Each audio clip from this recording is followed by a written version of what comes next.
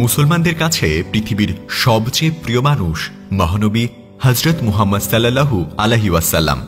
বিশ্বের সর্বকালের সেরা মহামানব হিসেবে মুসলিম সম্প্রদায়ের কাছে প্রশ্নাতীতভাবে এটি স্বীকৃত।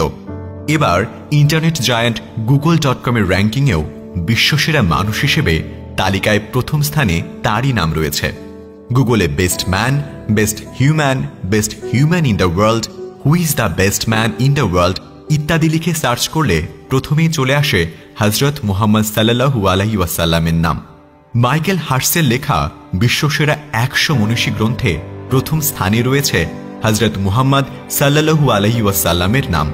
1978 সালে প্রকাশিত ওই বইটি বিভিন্ন মহলে ব্যাপক হইচই ফেলে দেয়। খবর ছড়িয়ে পড়ে গুগলের মাধ্যমে, হয়ে যায় ভাইরাল। হযরত মুহাম্মদ সাল্লাল্লাহু আলাইহি ওয়াসাল্লাম ছিলেন সর্বশেষ নবী। তিনি পৃথিবীর ইতিহাসে অন্যতম প্রভাবশালী রাজনৈতিক, সামাজিক ও ধর্মীয় নেতা। তার এই বিশেষত্বের কারণ হচ্ছে আধ্যাত্মিক ও জাগতিক উভয় জগতেই চূড়ান্ত সফলতা অর্জন। তিনি ধর্মীয় জীবনে যেমন সফল, তেমনি রাজনৈতিক জীবনেও। সমগ্র আরব বিশ্বের জাগরণের পথিকৃৎ হিসেবে তিনি অগ্রগণ্য। বিবাদমান আরব জনতাকে একীভূতকরণ তার জীবনের অন্যতম সফলতা। 570 খ্রিস্টাব্দের 12 রবিউল আউয়াল বিশ্বনবী হযরত মুহাম্মদ সাল্লাল্লাহু আলাইহি ওয়াসাল্লাম আরবের মক্কায় মা আমিনার কোল আলো করে জন্মগ্রহণ করেন। 632 খ্রিস্টাব্দে মাত্র 63 বছর বয়সে তিনি ইন্তেকাল করেন। একটা সময় আরব জাহান ছিল ঘোর অন্ধকারে নিমজ্জিত। তারা আল্লাহকে ভুলে গিয়ে নানা অপকর্মে লিপ্ত হয়ে পড়ে। সর্বত্র দেখা দিয়েছিল অরাজকতা ও বিশৃঙ্খলা। মারামারি আর হানাহানিতে লিপ্ত ছিল মানুষ। মূর্তি পূজাও করত। এ যুগকে বলা হয় আইয়ামে জাহেলিয়াত।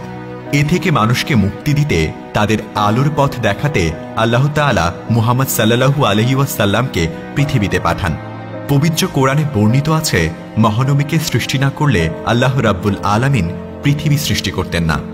ইসলাম পূর্ববর্তী যুগে জাহেলি আরব সমাজে নারীর মর্যাদাপূর্ণ কোনো অবস্থান ছিল না।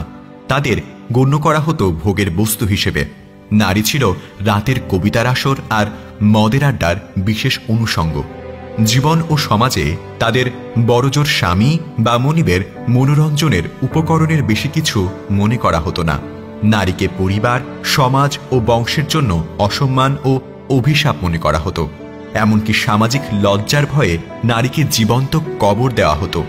অথচ পবিত্র কোরআনে পুরুষদের সঙ্গে নারীদেরও সম্পত্তির উত্তরাধিকার নির্ধারণ করে দেওয়া হয়েছে। রাসূল সাল্লাল্লাহু আলাইহি ওয়াসাল্লাম বলেন, যে ব্যক্তির 3টি কন্যা সন্তান আছে, যাদের সে লালন পালন করে এবং তাদের সঙ্গে সদয় আচরণ করে, তার জন্য অবশ্যই জান্নাত ওয়াজিব। সাহাবায়ে কেরাম জিজ্ঞাসা করলেন, হে আল্লাহ রাসূল, যদি 2টি মেয়ে থাকে? নবীজি বললেন, 2টি থাকলেও। আর এজন্যই এই মহামানব শুধু মুসলিম উম্মাহ নয়, পুরো বিশ্ববাসীর কাছে এক অনুপম আদর্শ। প্রিয় দর্শক, আজ এই পর্যন্তই। আগামী ভিডিওতে আবারও কথা হবে। সাথে থাকার জন্য অসংখ্য ধন্যবাদ।